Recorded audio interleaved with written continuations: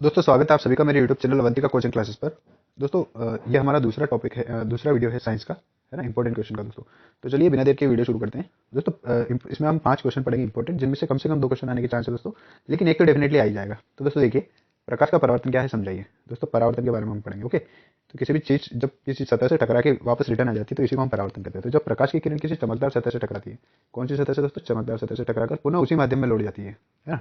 तो इस घटना को हम क्या कहते हैं दोस्तों? प्रकाश का परावर्तन कहते हैं। उसी माध्यम में मतलब वायु में से होकर जा रही है दोस्तों, और सतह से टकराकर वापस वायु में अगर लौट गई, है ना, उसके अंदर इंटर नहीं करी, है, तो इसको इस घटना को हम क्या कहेंगे? प्रकाश का परावर्तन कहेंगे। अब दोस्तों प्रकाश का परावर्तन नियम मोस्ट इंपॉर्टेंट है, बोर्ड में अधिकतर पूछे जाते हैं, हर 2 साल में एक बार रिपीट जरूर होता है दोस्तों। तो देखिए पहला नियम हमारा, आपतन कोण और परावर्तन कोण का मान क्या होता है दोस्तों? सदैव बराबर होता है ना, ये हमारा पहला नियम है, ओके। आपतन कोण परावर्तन कोण के बराबर होता है, ठीक है। यानी इंसिडेंट एंगल जो है, आपतन मतलब इंसिडेंट एंगल जो है वो रिफ्लेक्टिव एंगल के इक्वल होता है, रिफ्लेक्शन एंगल के इक्वल होता है, ओके दोस्तों। अगला देखिए, आपतित किरण परावर्तित किरण, एक तो आपतित किरण हो गई, ओके दोस्तों। फिर आएगी परावर्तित किरण और एक आएगा आपतन अभिलंब, है ना। ये तीनों जो है दोस्तों, ये कहाँ पे होते हैं? एक ही तल में होते हैं, lie between same surface, okay दोस्तों। तो याद रखिएगा, अच्छा सा क्वेश्चन है दोस्तों। चलो इसमें इसको चित्र से समझ लेते हैं एक बार। तो देखिए दोस्तों, आपके सामने चित्र में लगा चुका हूँ प्रकाश का परावर्तन, ओके। यहाँ पे ये जो लाल कलर का आपको दिख रहा है, ये हमारा चमकदार सतह है, ओके। और यहाँ से ये आपतित किरण आ रही है ना, ये इंसिडेंट रे जो है ये इस डायरेक्शन में आ रही है और यहाँ पे टकरा के वापस उस दिशा में रिटर्न हो जा रही है, ओके दोस्तों। तो ये आपतित किरण कहलाएगी, और टकराने के बाद जो किरण जाती है दोस्तों, इसको परिवर्तित किरण कहते हैं। दोस्तों इसमें इंपॉर्टेंट ऑब्जेक्टिव याद रखिएगा, आपतित किरण कैसे कहते हैं? जो चमकदार सतह पर डाली जाती है वो आपतित किरण, और जो टकरा के वापस जाती है वो परावर्तित किरण। और दोस्तों यहाँ पे इसी बिंदु पे अगर हम दोस्तों इसको, इस बिंदु पर जहाँ पे सारे मिलते हैं, इसको बोलते हैं आपतन बिंदु, है ना। तो यहाँ पे जो अगर हम 90 डिग्री का एंगल बनाते हुए एक लाइन खींचे तो ये होगा दोस्तों हमारा अभिलंब, ओके। तो दोस्तों आपतित किरण और अभिलंब के बीच में जो एंगल बनेगा, इसको हम कहेंगे आपतन कोण। ये क्या दोस्तों? हमारा आपतन कोण है, ओके दोस्तों, है ना। इंसिडेंट एंगल है, इसको हम आई से डिनोट करते हैं, साइन आई, ओके दोस्तों। अगला है अभिलंब, यानी नॉर्मल और रिफ्लेक्टेड रेज होती है ना। इन दोनों के बीच में जो एंगल बनता है दोस्तों, इसको हम बोलते हैं परावर्तित कोण या परावर्तन कोण, ओके दोस्तों। तो sine i equal to sine r होता है। आशा करता हूँ आपको समझ में आया होगा। चलिए बढ़ते हैं अगले क्वेश्चन की तरफ। तो दोस्तों अगला क्वेश्चन हमारा, अपवर्तन से आप क्या समझते हैं? ओके दोस्तों, इंपॉर्टेंट क्वेश्चन है और इससे रिलेटेड एक ना एक ऑब्जेक्टिव जरूर आपसे एग्जाम में पूछा जाएगा, ओके दोस्तों। तो देखिए आंसर है हमारा, जब प्रकाश की किरण एक से दूसरे माध्यम में प्रवेश करती है ना दोस्तों, एक माध्यम से जब प्रकाश की किरण दूसरे माध्यम में प्रवेश करती है तो उस प्रकाश की किरण का मार्ग जो है दोस्तों वो बदल जाता है, ओके दोस्तों। मतलब अपने मार्ग से वो विचलित हो जाती है, और इसी घटना को हम क्या कहते हैं दोस्तों? प्रकाश का अपवर्तन कहते हैं। दोस्तों इसमें इस वीडियो में ऑब्जेक्टिव भी बताऊंगा आपको कुछ इंपॉर्टेंट, तो बिना स्किप किए दोस्तों वीडियो जरूर देखें, ओके। तो दोस्तों इसी घटना को हम क्या कहते हैं? प्रकाश जब एक माध्यम से दूसरे माध्यम में प्रवेश करता है तो प्रकाश का जो मार्ग है वो विचलित हो जाता है, और इसी को दोस्तों हम क्या कहते हैं? प्रकाश का अपवर्तन कहते हैं, ओके। दोस्तों पढ़ लेते हैं हम परावर्तन, सॉरी अपवर्तन के नियम, ओके। तो अपवर्तन के नियम हम देख लेते हैं दोस्तों। पहला हमारा नियम है, देखिए पहला नियम है दोस्तों हमारा, आपतन कोण की ज्या, है ना, मतलब आपतन कोण का जो मान है, अपवर्तन कोण की ज्या का मान, अपवर्तन कोण की जो ज्या है उसका मान, यानी साइन आई और साइन आर, ये लिखा है दोस्तों, देखिए साइन आई और साइन आर, इनका जो मान है ना, इनका मान, इनका जो अनुपात है, सॉरी यहाँ पे आप अनुपात कर लीजिएगा। तो दोस्तों देखिए, आपतन कोण की ज्या तथा अपवर्तन कोण की जो ज्या होती है, उनका मान का जो अनुपात है ना, अगर अपन उसका रेशो निकाले तो ये क्या होता है दोस्तों? सदैव फिक्स होता है, यानी एक नियतांक होता है, मतलब हमेशा स्थिर रहता है, ओके दोस्तों। इसको हम लिखेंगे साइन आई इक्वल अपन साइन आर इक्वल टू क्या लिखेंगे दोस्तों? म्यू। आप नियतांक की जगह न्यू लिखिए, टाइप नहीं हो पा रहा था तो मैंने इसको नियतांक लिख दिया, आप यहाँ पे न्यू लिखिएगा, और ऊपर लिख लीजिए sine i upon sine r, है ना, बटे में।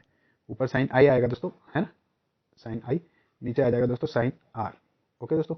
ये हो जाएगा हमारा अपवर्तन का पहला नियम, और इसी को दोस्तों स्नेल का नियम भी कहते हैं। याद रखिएगा दोस्तों, अभी रुक जाना नहीं, एग्जाम में ये क्वेश्चन पूछा हुआ है, स्नेल का नियम लिखिए, 2 नंबर पूछा हुआ है दोस्तों, केवल 1 डेढ़ लाइन लिखने का आपको 2 मार्क्स मिल रहा है, तो कहाँ बुरा है, ओके दोस्तों। चलिए फिर चलते हैं हमारे दूसरे नियम की तरफ। तो दोस्तों आपतित किरण, अपवर्तित किरण, ये अपवर्तित है दोस्तों, ओके। आपतित किरण, अपवर्तित किरण तथा अभिलंब, 3 चीजें दोस्तों, ये परावर्तन की तरह ही है दोस्तों। इसमें आपतित किरण परावर्तित किरण थी, लेकिन इसमें अपवर्तित किरण लिखना आपको, रिफ्लेक्टेड रे यानी अपवर्तित किरण। दोस्तों वापस मैं रिपीट कर रहा हूँ, अपवर्तित लिखना है आपको, देखिए अपवर्तित, ओके दोस्तों। अपवर्तित किरण तथा अभिलंब, ये तीनों क्या होते हैं दोस्तों? एक ही तल में होते हैं, ओके दोस्तों। चलिए इससे इससे जुड़ा हुआ एक और ऑब्जेक्टिव हम पढ़ लेते हैं।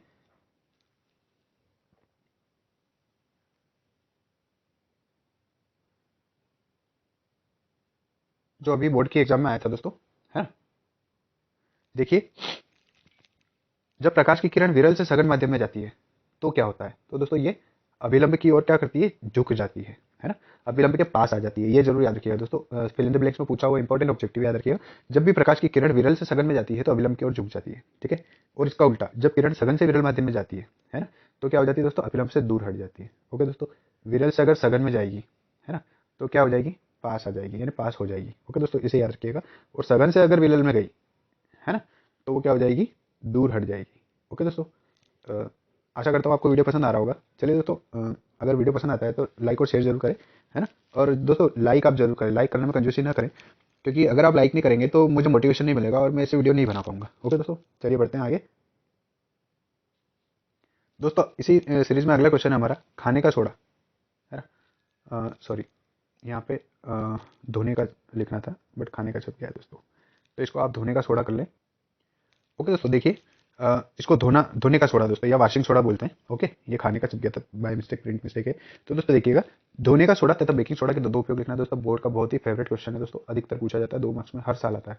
तो अच्छे से याद रखें दोस्तों, इसका ऑब्जेक्टिव भी पूछा जाता है। ऑब्जेक्टिव में बताने वाला हूँ, देखिए आप, खाने का सोडा, है ना, इसको क्या कहा जाता है दोस्तों, इसका केमिकल नेम जो है वो क्या है, सोडियम बाइकार्बोनेट। इसे सोडियम बाइकार्बोनेट के नाम से जाना जाता है दोस्तों। इसका सूत्र है NaHCO3, है ना, ये जरूर याद रखिएगा, इससे रिलेटेड इन्फॉर्मेशन है तो याद रखिएगा। और इसका उपयोग दोस्तों एक तो बेकरी में ब्रेड बनाने के लिए, ओके, फिर आएगा घरों में विभिन्न व्यंजन बनाने के लिए, ओके दोस्तों, फिर आएगा अग्निशमन में, है ना, आगे लिखा हुआ है, मैं बताता हूँ अभी।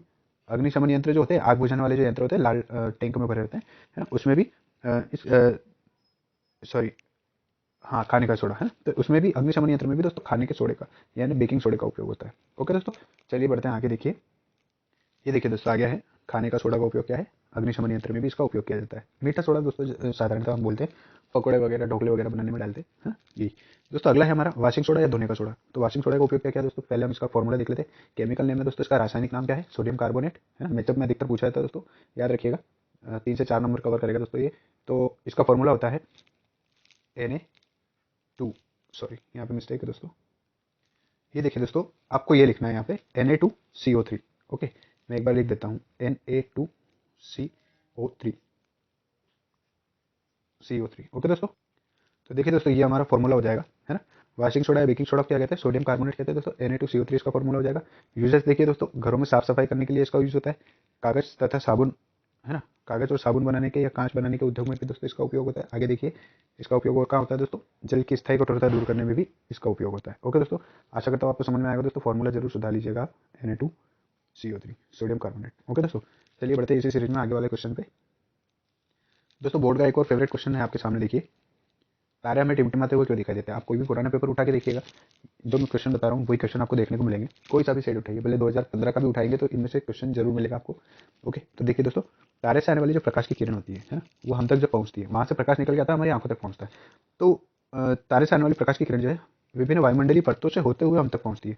दोस्तों आपने देखा होगा कि वायुमंडल में, हमारे वायुमंडल में ऐसी बहुत सारी परतें हैं। ओके दोस्तों, अब बहुत सारी परतें, तारे से आने वाली जो प्रकाश की किरण होती है वो इन परतों से होकर गुजरती है। तो इसका लगातार क्या होता है दोस्तों, इसका ये अपवर्तन की घटना होती है। और अपवर्तन की घटना से क्या होता है दोस्तों, प्रकाश की किरण का लगातार मार्ग विचलित होता रहता है, बदलता रहता है, अभी हमने पढ़ा था।